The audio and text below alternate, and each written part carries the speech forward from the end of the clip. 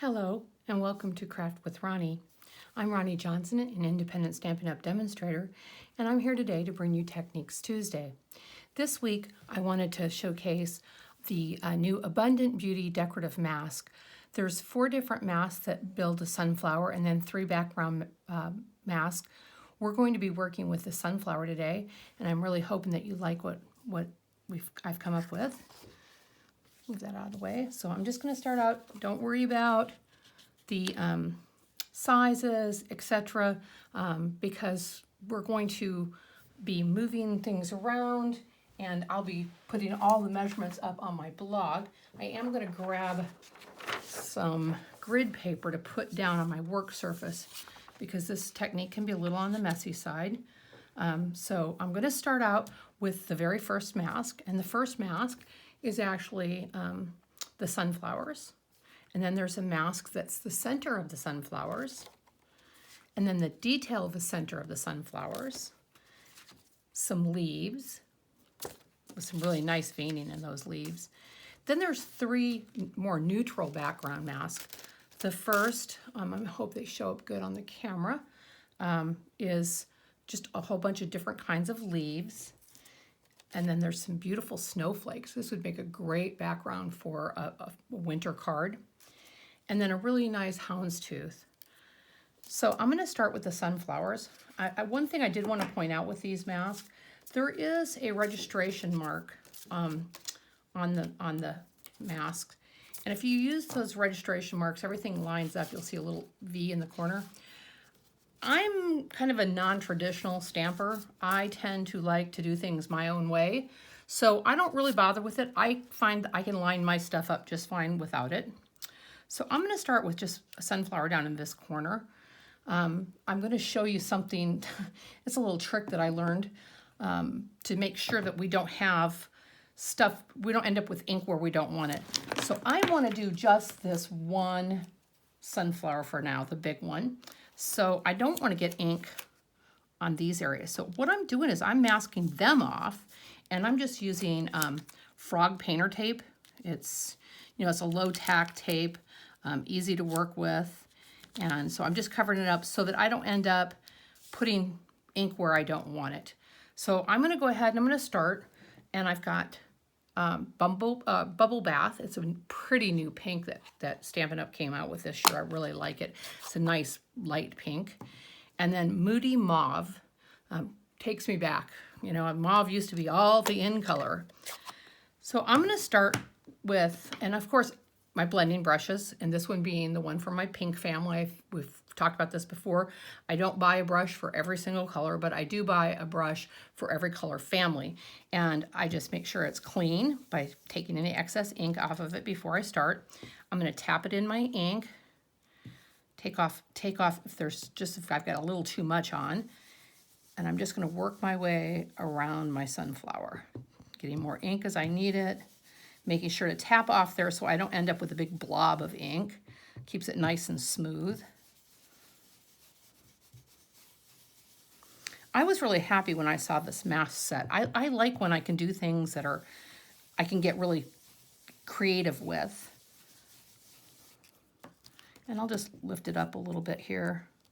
Well, maybe I will. There we go. Yeah, check it out. That looks like I've got the kind of ink that I want. So I'll move that aside, and I'm going to go in with my Moody Mauve. Now this one I really have to make sure, because you can see kind of as I do that it can leave some really deep areas. And I just want to concentrate on the center, because really what I'm trying to do is around the edges of that flower, the center of the flower, they're always kind of a little bit darker in the center than they are out of on the outer petals. So again, I'm going to pick that up. Oh yeah, that's perfect, just what I wanted. So I'm going to go ahead and pick up these 2 inks and get them out of the road. And then I'm going to grab my yellows, set this mask off. Now, I get asked this quite often about cleaning the mask. I just use cheap baby wipes. I tend to find ones that don't have any kind of lotion and don't have any kind of fragrance in them work really well. And of course, they're the ones that are the least expensive, which is fine. I just don't want any greasy from the lotions and whatnot. So then I'm going to come in and I'm going to put this is the center, and I'm going to put it down where I want it. Now, there's no perfect lineup on these. Things overlap a little bit because that's how nature is. So the yellows I'm using, I'm going to use Lemon Lime Lolly. It's a really soft, soft yellow. And then I'm going to use Daffodil Delight for a little darker yellow. Pick up that yellow brush, again, from the yellow family. I'll take a little bit of that off, and I'm just going to give it a nice whirl in there. Yeah, that looks good. Move that mask off to the side, and I'm going to grab the next mask. And this one just kind of is our detail for the center. And for this one, I kind of like the idea of, I think I'd like it better if it was pointed more up. So that's what I'm going to do. And I'm going to pick up the darker yellow, that Daffodil Delight, and I'm going to rub it. I'm going to come in and get some more. Oh yeah. And then that gives us that two-tone look that we're looking for with the yellows for the center of our flower. Go ahead and put those inks away, because you know what I say, if you don't put it away, you'll be in it before it's over with. Now I'm going to move on to the leaves, and the leaves are really pretty. There's 3 different leaves here, but I think I'm going to start with this bigger leaf, and I want to kind of make it come out the top of my flower, but I want to make sure that it doesn't touch any of my flower. I don't want to get that green into the pink, so I think right there. I don't really want to keep the whole thing on there. There we go.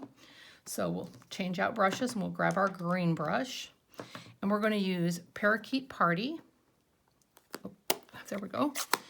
And we're going to, for our darker, we're going to use Granny Apple Green. Going to hold my mouse down, pick up that lighter green.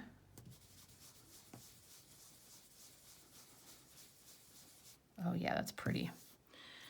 And then I'm going to pick up the darker green, that Granny Apple, and that's going to give me a little more detail, a little more depth. And I'm going to just kind of run it up this one side, because that just sounds good today. You know, fingernails should help, but they don't. Ah, yeah, perfect.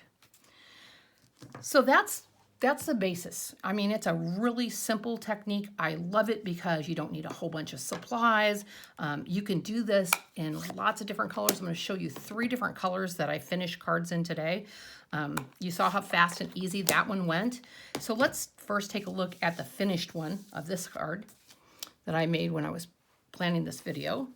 And here we go. It's a nice happy birthday card. It is in Bubble Bath. I did use some of the, what are the name of these things? The loose frosted dots. They're not adhesive backed, but I just put a little bit of liquid glue, sat them down, no problem at all. They worked great. Mounted it on a Bubble Bath card base. And again, those colors, I mean, those measurements will be in the blog later today. And then this one is done with yellows and greens, and this one I put a label on. The dots are part of the in color dots. I did use, let's see, what colors did I use in this one? In this one I used Daffodil Delight and Crushed Curry. So the Daffodil Delight would be the outer, the lighter of the yellows, and Crushed Curry the little darker towards the centers. Then I used Pecan Pie and Copper Clay ink for the centers, little darker centers, and Old Olive. I just used Old Olive for the leaves. And I kind of like the two-tone that I ended up coming up with for today's card, though, a little bit better. And then for the final card, this is a step card. Let's see if we can figure out the best way to show you. Or not a step card, an easel card. So for this card, I used... let's see here. I used Tahitian Tide and Balmy Blue for the blue flowers. For the centers, I used Lemon Lolly and the Daffodil Delight, so the same ones I used today. And for the leaves, I used the same again, Parakeet Party and Granny Apple Green. But you can see just it gave it a little different look. I used these little dots. They came from one of the other stamp sets, and I did put a sentiment on it and a bow and some butterflies. But the card opens up like a regular card, but it has this cute little stand, and that's just made by making your sentiment and putting it on dimensionals. The card front is just scored in half, and I will have this one on my blog as well within the next few days, and you can see all the instructions for making it. I did go a little bit extra with this one, and I actually did the envelope and the inside of the card the same way. That is definitely something I like doing. I believe that a naked envelope should never happen. And I meant to say for today's card, that the one that we worked on today here, that sentiment, happy birthday, that came from the Go-To Greetings. And I wanted to bring that up because this stamp set is one of the most versatile sets that I currently use. I love the font and all the sentiments, and I use it all the time. So with all of that said,